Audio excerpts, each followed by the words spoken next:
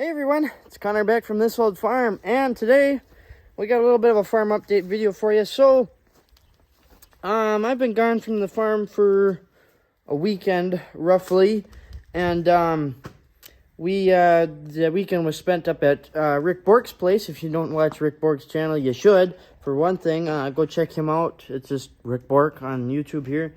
But he had his Bork Fest, he calls it, so we were up there for the weekend doing that. But while I was up there, we've got a little bit of something to show you. I'm gonna turn you guys around here, and voila, there you go. Look at that.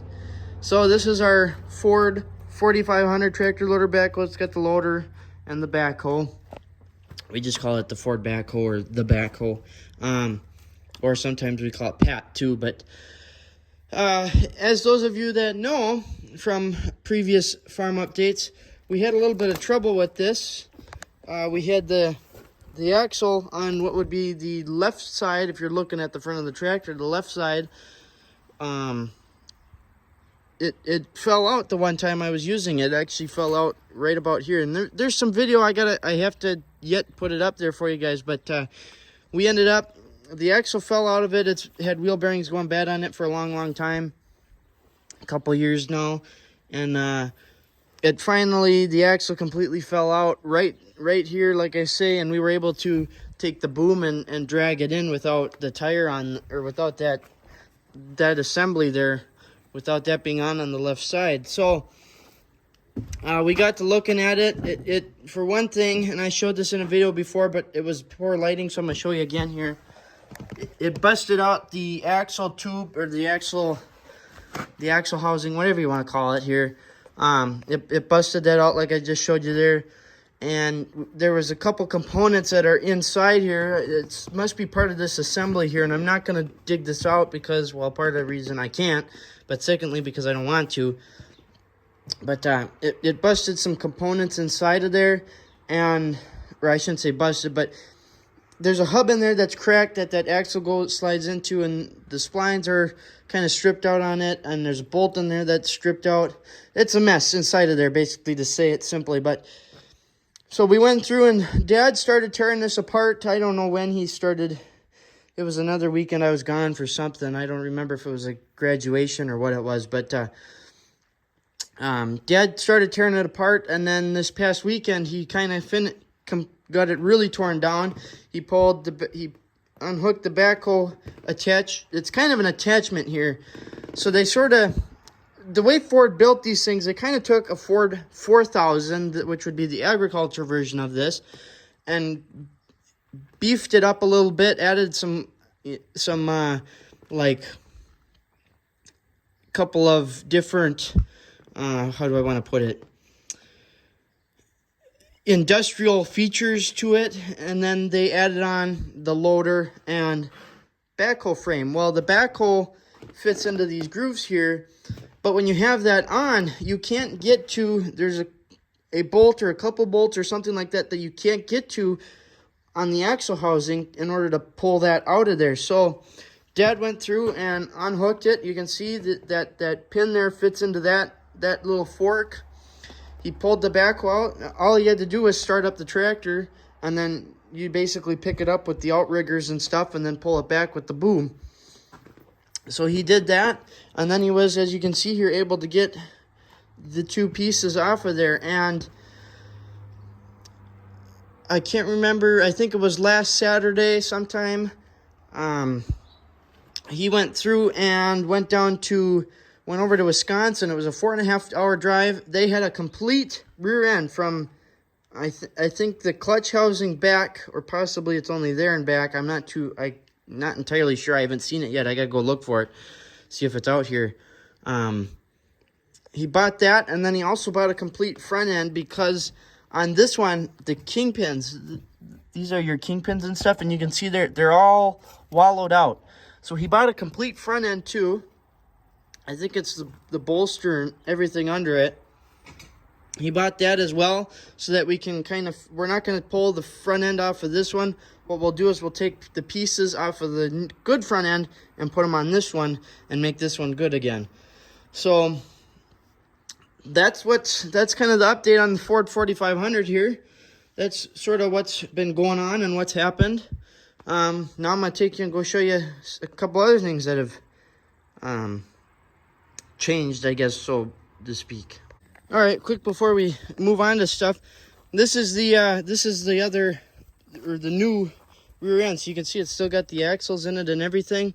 It's basically a bolt-on unit, and I was wrong. It doesn't include the clutch part. It's just the complete rear half. But we are gonna pull out the clutch section because Dad wants to put a new clutch in it. The one that's in the tractor now is getting bad. So there's the new rear end. So this basically,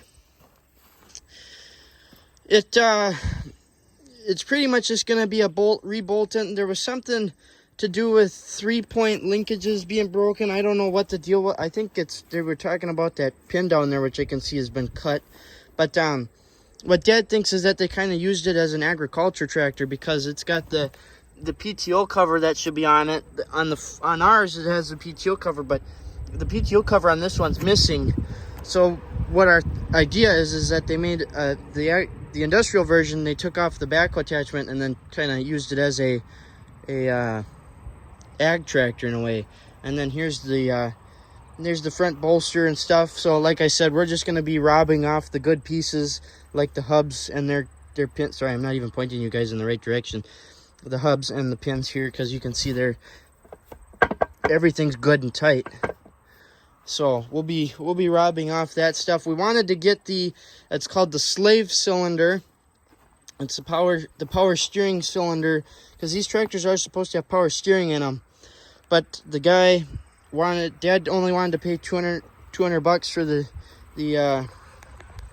the cylinder, and the guy would only go down as low as $450 for the time being. He said if he had to hold on to it for a long time, he would consider Dad's offer. But that's one thing that's kind of sucked about our tractors. It hasn't had power steering in it, so you're kind of Armstrong in it, and you get a round hay bale on the front, and you're like practically standing on the platform trying to yank the steering wheel. So that's sort of what's gone on with the backhoe. That's about all there is to do with that one so far. It's just kind of still in the disassembly process. I haven't been a part of that, and I'm not going to be a part of that because I'm not the one who broke it. So we'll come down here to the machine shed and open up our door, and you'll see Marty. Here's Marty, and we have our cherry picker engine hoist, whatever you want to call it, and there's a reason for that. I went through and was last weekend or a weekend before, and I went through and flipped the dishes around on Marty. So before, take a good look. Before, the tractor was set up like this. This is what they call dished. This would be dished in. So the wheel is dished towards the inside of the tractor, whereas now on this side, what I changed, I dished it out. You can see that the dish is outward. I went through and did that, and you can see there's a bunch of clamps missing. When I was taking them apart, pretty much all the clamps on this side went through and busted up. But I was looking at the rim here, and I don't know what you want, our stay blocks. The one on the drive side, or the power side, the forward pushing side, is all worn out. And when I looked at let me put you guys to the back you can see here that block actually worn into the casting, and I've got a picture. I'll see if I can't insert it on my thing. But the block and the casting actually wore each other down, and it had moved the entire rim up to this portion here. Of course, you know, you got to imagine everything being the opposite direction right now. But yeah, it moved everything to the front, to the forward-most, or well, I guess at that point in time, it would have been the rear-most. But yeah, it moved everything. You can see where where the blocks used to be wearing and stuff, and where they should be now. But that's kind of been my project with Marty while we're waiting on the radiator. You can see it's still got no radiator up front. my project has been flipping these around because I hate the way they look with them dished in. I just hate the way it, I just don't like it. And you can see it actually kind of adds more room to the operator's platform, and I kind of like that better. Another project I've got to do to Marty too, you can see it's kind of in the process over there, is I'm switching out the hydraulic control valve. I know I talked about this in our last farm update video, but I have this control valve off of the 400's loader frame, and it's identical to the Super M's, other than for this one valve has a, let's see if I can, it has a float position in it. So I've got to mount this up onto the tractor. It'll be up where these bolts, where the weight bolts are right now. Because that other one, let's see if I can walk around this way. This one, this is the one that Marty has had, which was used to be mounted down in this region, is where it's at. This one just leaks like a sieve, and everything's getting worn out on it, and I just hate it. I hate the setup that it has. I hate this tank too. This is a hydraulic reservoir.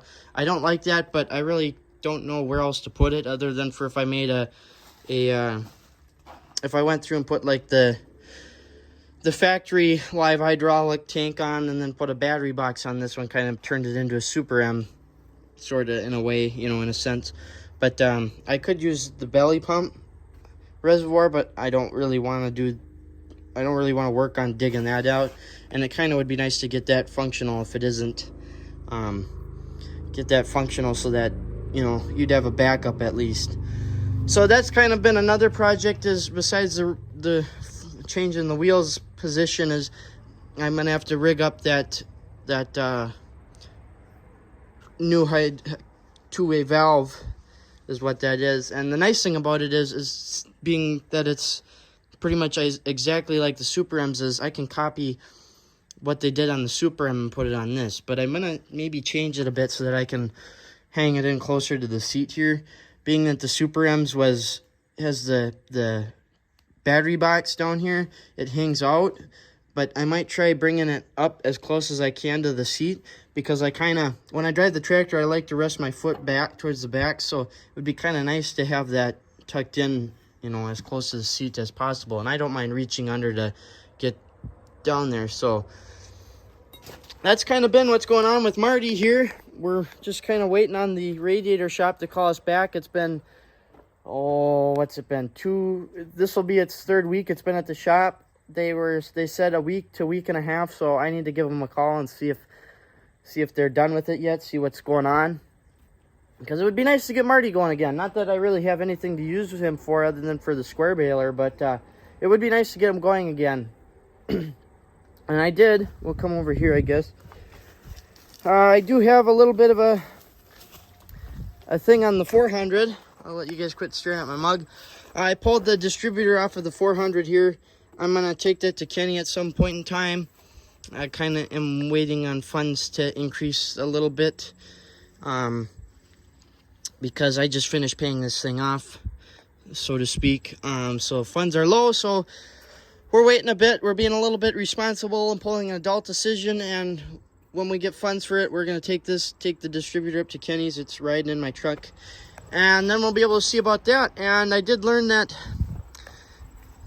this power steering pump, for one thing, it's got a leak. It's got a crack down here on the bottom, and I still got to finish fixing that because I didn't completely braze it. But besides that, when we put it together, we found that when we would tighten the bolt, you can see the bolts are loose right now. I can turn them by hand.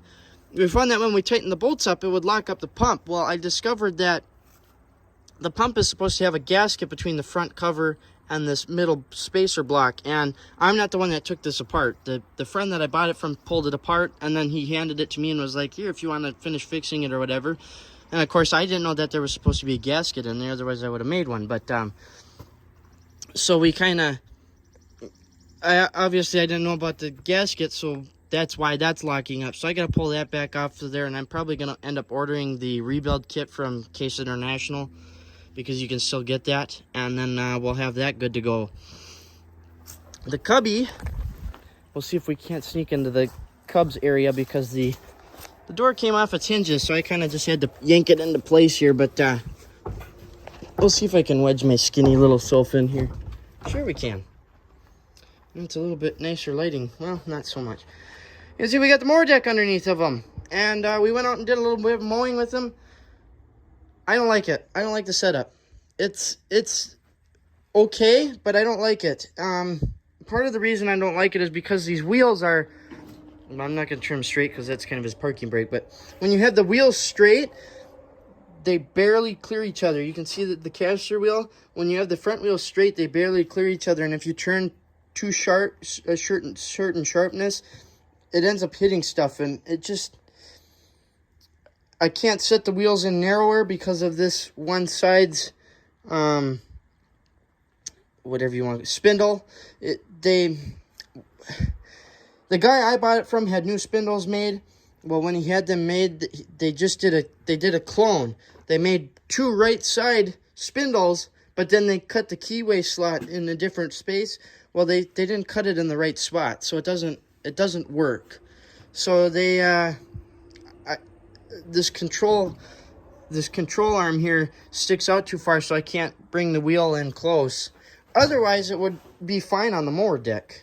It wouldn't hit the caster wheels. But the other thing that kind of sucks is we don't really have the space to mow with this. This is meant for a wide area. It was bought, it was a cemetery bought it. It's meant for a cemetery, kind of, so to speak, like a wide area field.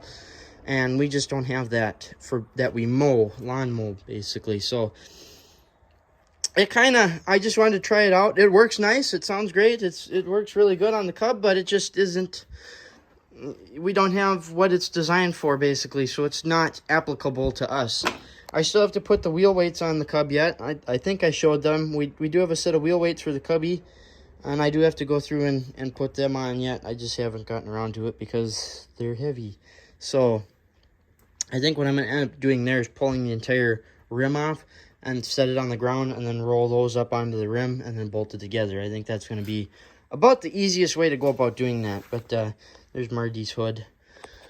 But other than for that, the Super M is out in the field, sitting in the field. Let's see if we can sneak out here again. Yeah, the Super M's out in the field, so it's getting put to work. I don't really think there's anything else going on as far as tractor work or anything like that. It's just kind of been these couple of little projects, and that's about it. But I don't know if I ever showed you guys that, but we got a little 782 now too, a little Cub Cadet lawnmower. That's another project in itself. That's going to be a winter thing, I think. But yeah, that's about all that's been going on around here. So hopefully you guys enjoyed. I wish I could get some actual videos for you guys. I know the channel's been kind of turned into just these farm update things. I was thinking about this the other day, that these were supposed to be temporary fillers, and these end up being the main content of the channel. But I'll try and get some regular videos out for you guys again, maybe, I hope, crossing fingers. I got one that's in the works, actually two that are in the works. One is on a piece out here, and one is on something else, a little bit of a surprise. So we'll try and get some regular videos out for you guys again, because I know these farm updates aren't always the best. They're kind of just me rambling and talking to you guys. So anyways, that's all I got for you guys. Thanks for watching, and we'll talk to you all next time, I guess.